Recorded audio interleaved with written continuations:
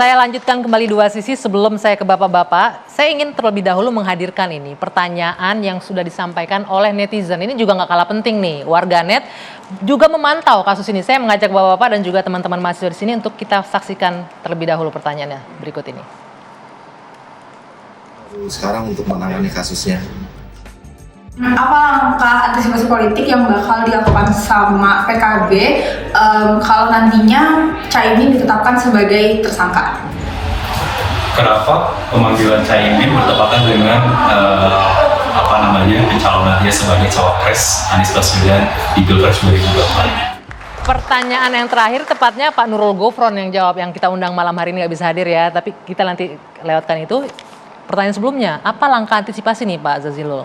Kalau seandainya, ini netizen udah berpikiran jauh nih, kalau seandainya Pak Muhaimin Iskandar jadi tersangka, langkah politiknya apa? Jadi clear, PKB sudah menganalisis semua kasusnya. Pak Muhaimin sama sekali tidak tersangkut dengan kasus ini. Oke, kan dari PKB, tapi kalau KPK misalnya punya bukti yang lain? Nah, netizen tadi berpikir kemudian, ini maksud saya, ini kerugian buat Pak Muhaimin dan kami.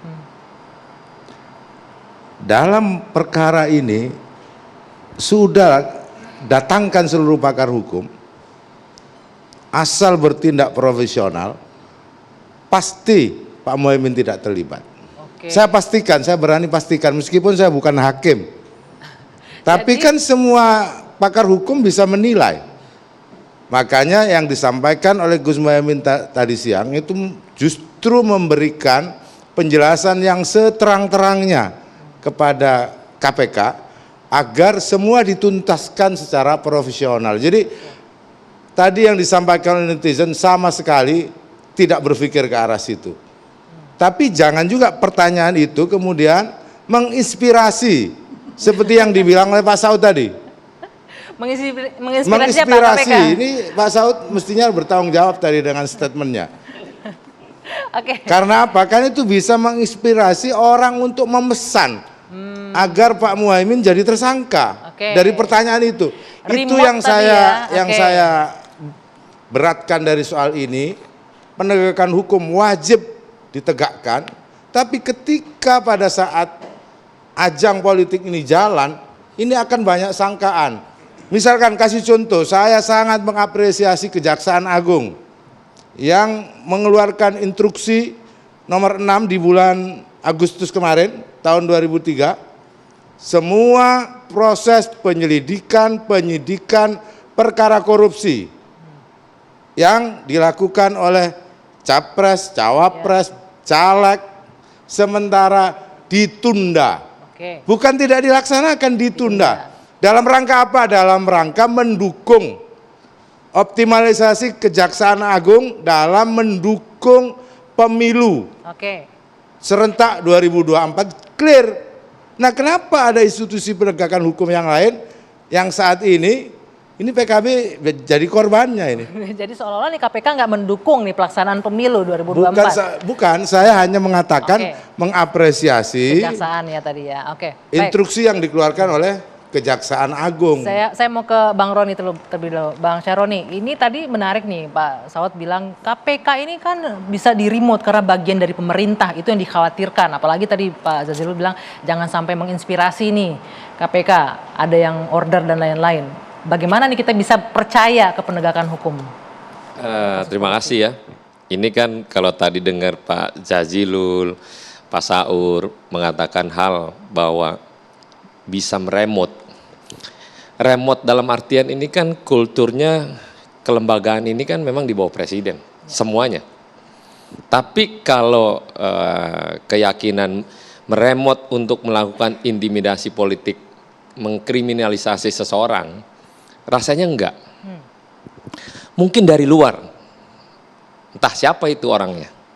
Kan kita nggak bisa menjustifikasi orang per orang. KPK-nya enggak, tapi di luar KPK-nya di luar iya. Yang tadi ngomong inspirasi itulah orang yang dari luar untuk menjatuhkan seseorang agar prosesnya terlihat wah ini mengkriminalisasi calon.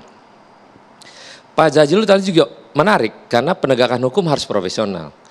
Tapi KPK harus juga profesional dalam memanggil orang. Kalau memang tidak ada apa-apa, harusnya menjelaskan juga ke publik, mengklarifikasi. Kalau yang bersangkutan dipanggil karena ada terkait dengan perkara ABCD. Oke. Nah, selama ini kan enggak. KPK manggil orang, manggil. Tapi ntar kalau nggak ada case-nya, tiba-tiba ya didiemin aja, misalnya gitu. Nah, kita berharap profesionalisme KPK yang kita dukung, saya sebagai pimpinan Komisi 3 selalu mendukung pada saat Caimin akan dipanggil. Saya bilang, siapapun orang di Republik ini bila dipanggil penegakan hukum, apalagi KPK, wajib hadir. Tapi setelah pemeriksaan berjalan, better KPK klarifikasi aja Berikan penjelasan bahwa juga. ada penjelasan ini Ya. supaya orang Republik ini tidak menilai bahwa ada permainan pada hal-hal yang negatif. Tapi wajar nggak sih, sebentar saya potong, wajar dong akhirnya publik beranggapan ini ada yang janggal. Karena pertama, kasus ini sudah 11 tahun silam. Ada beberapa periode kepemimpinan KPK tapi tidak pernah diungkit-ungkit lagi. Begitu deklarasi baca pres dan baca wapres, kemudian muncul ini kasus diperiksa lagi. Sebenarnya gini, kan ada satu kasus gede yang terkait TPPO. Ya. Presiden kan aware tentang itu. Saya di dalam rapat dengan Menkumham, dengan kepolisian, itu saya menyampaikan juga terkait dengan kasus TPPO, jangan dibikin full bucket. Orang yang nggak bermasalah, jadi masalah. Semua tersangka. Nah, ini mungkin ditarik ke belakang. Tapi tarikannya terlalu panjang. Nggak salah juga KPK. Mungkin pengen tahu klarifikasi. Mungkin tadi Pak Imin akhirnya menjelaskan setelah pemeriksaan. Langkah baiknya adalah setelah ini KPK harus menjelaskan kepada publik. Karena ini ada sekarang udah jadi baca wapres. Secara besar politiknya sudah terlihat, sudah dideklarasikan. Seperti kejaksaan. Saya juga mengapresiasi kejaksaan, yaitu Jaksa Agung, cara pikirnya jangan ada keributan di antar semua partai politik. Kalau Bapak saya kemarin bilang di Surabaya, cebong kampret tinggalin. Ini kan maksudnya tujuannya bagus.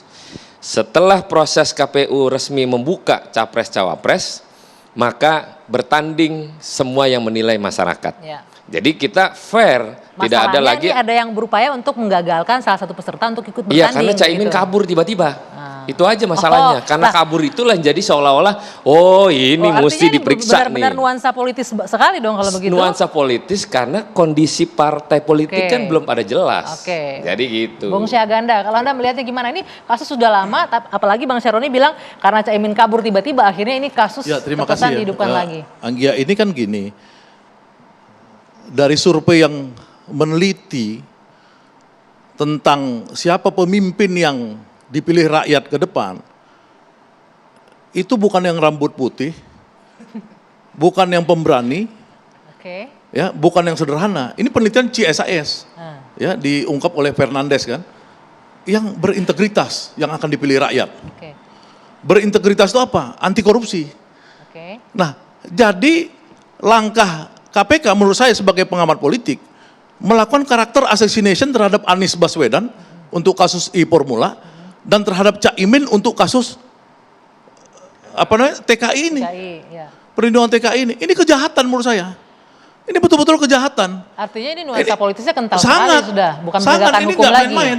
Nggak main-main. Kalau KPK mau usut kasus, jangan yang 20 miliar dong. Itu aja yang 349 triliun. 20 miliar itu nilai nilai Ya, proyeknya, tapi potensinya tadi 1M juga nggak sampai.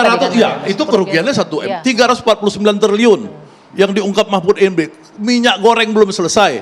Ya kan, kasus BTS yang masih ada nyangkut yang suaminya orang penting di negara ini, misalnya itu kan banyak sekali kasus-kasus yang KPK itu sebenarnya ketika dia dikasih mandat untuk extraordinary penegak hukum, dia dari dulu harus begitu. Sekarang kok jadi lemah, kok main-main politik, ya ini nggak benar gitu loh. Tadi menjawab ya, kalau Pak Aswad bilang ini ada kemungkinan ini yang paling ngeri ini karakter government. assassination-nya. Jadi seperti yang tadi, ya kan kalau nanti Caimin ditangkap bagaimana, kalau ini, karena rakyat kecil tuh nggak ngerti. Kita membodoh-bodohin rakyat kecil. Gitu loh. Ini nggak boleh yang gini-gini karena Caimin itu ketika kemarin saya lihat pergi ke mana Banjarmasin ke Tanah Laut, tiba-tiba bupatinya mengusir wakil ketua DPR. Itu kan menurut saya sinting dalam struktur negara. Dia harus datang nyambut secara luar biasa, itu wakil ketua DPR. Gitu-gitu. Gara-gara image yang terbentuk dengan kasus KPK ini, maka Caimin dipersekusi oleh dia. Tidak dikasih di panggung, kemudian mic-nya dimatiin, disuruh pulang, baru udah jalan 2 kilo, 2 jam ya kalau nggak salah. Maksud saya ginilah, saya ini ingin bilang, KPK ini berhenti berpolitik. Pertama, Ibu Mega sudah minta dibubarkan KPK ini, tanggal 21 Agustus. Kalau menurut saya KPK ini bagusnya moratorium dulu, seperti tadi Kejaksaan Agung. Kalau Bu Mega kan mintanya dibubarkan, saya lebih rendah dari itu, moratorium sampai habis pemilu. Itu. Bang Syahganda sebentar, KPK berhentilah berpolitik gitu ya. Saya mau ke Pak Saud. Pak Saud, memang ada kemungkinan potensi KPK ini ikut dalam gerakan politik praktis. Walaupun tadi Anda bilang kemungkinan di remote dan lain-lain. Sebagai orang yang pernah di dalam, pernah nggak ada indikasi-indikasi, oke tolong dong begini kasus ini apa segala macam? Iya. Mic-nya Pak. Kalau lihat dari situasi sekarang itu lebih memungkinkan. Kenapa lebih memungkinkan? Karena dia kan nggak independen lagi, dia sudah dependen kan, dia sudah tergantung. Kalau dulu agak berbeda, kalau katakanlah umpamanya ada case yang besar gitu, nggak bisa saya dipanggil kayak gitu aja kan. Makanya IKTP itu kita easy kok gitu, tak tak tak tak tak. Itu sebenarnya kan tsunami-nya gede banget kan. Ya. Tapi karena bayang nggak kalau IKTP itu sekarang, nggak kebayang itu apa kejadiannya. Oh iya tuh udah deh, yang namanya siapa masuk, siapa enggak, geser kini, geser kanan.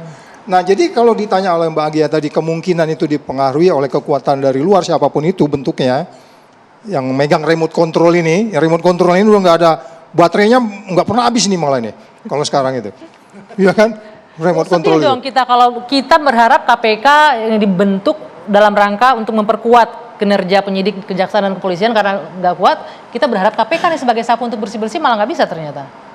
Iya, kan tadi udah kita bilang tunggu Anies jadi presiden dulu. Lo kampanye ini, ya kan kita bicara integritas. Kenapa? Jadi sebenarnya memang Caimin ini ketika dia dilakukan menurut saya kriminalisasi, itu naik angka simpati sebanyak 15%. Big data saya. Iya, naik. Okay. Jadi itu kemarin 62 sampai 3 September diteliti oleh Big Data saya, percakapan di media sosial itu naik 15%. Artinya orang sebenarnya bersimpati sama Caimin yang dianggap korban. Hanya kan kasihan kalau di lapangan seperti kasus di Banjarmasin itu. Jadi janganlah, udah cukup aja sekarang gitu. Oke, baik nanti kita akan lanjutkan. Sarudin bilang tadi benar, harus ada klarifikasi. Ya, makanya kita sangat berharap. Kami masih menunggu hingga berakhirnya 2 sesi ini. Mudah-mudahan pihak dari KPK bisa bergabung bersama kita malam hari ini. Usai jeda kami lanjutkan perbincangan.